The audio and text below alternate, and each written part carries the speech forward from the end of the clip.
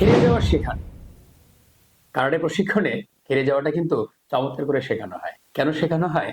একটা মানুষ সারা জীবন জিতবে এমন কোনো কথা নেই। তাকে ছোট বড় যেকোনো সময় তাকে কোনো একটা সময় না কোনো একটা সময় তাকে জীবনে হারতে হয়। আর আমরা যখন হেরে যাই, এখান থেকে উত্তরণের পথ আমরা সাধারণত স্কুল কলেজেও শিখি না, আমরা কর্পোরেট লাইফেও শিখি না, কোথাও শেখানো হয় না।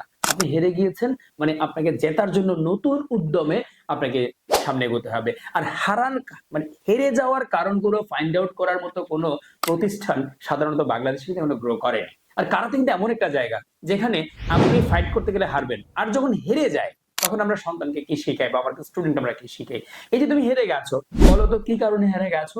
সে তখন তার পয়েন্ট গুলো ফাইন্ড আউট করার সামারাইজ করার চেষ্টা করে যে তার পাঁচটা আমি ব্লক করতে পারি নাই, অথবা সে আমার চেয়ে ফার্স্ট ছিল, অথবা আমি আসলে কিকটা প্রপারলি মুভ করতে পারি নাই।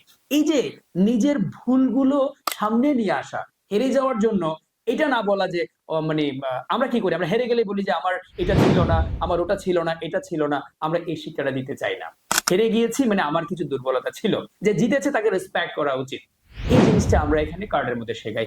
হেরে যাওয়া মানে ভেঙে যাওয়া নয়। হেরে যাওয়া মানে হচ্ছে আমার দুর্বলতাগুলোকে কাজে লাগিয়ে পরবর্তীতে তার বিরুদ্ধে জেতার জন্য পারফেক্ট স্টেপ নেওয়াটা শেখায় হচ্ছে কারাটে প্রশিক্ষণ। সুতরাং শুধু কি জিতবেন, না মাঝে মাঝে হারবেন, এই দায়িত্বটাও আপনার। সুতরাং সন্তানকে কারাটে শেখান, সন্তানকে জীবনে হাঁটতে শেখান, যে কিভাবে জিততে হয় সেটা শেখান। আপনার সন্তান হারুক জিতুক, দিন শেষে সেই জন্য বিজয়ী হয়। সেই দোয়াই রইল। সবাই ভালো থাকবেন, সন্তানকে কারাটে শেখান, সুস্থ থাকুন। আসসালামু আলাইকুম।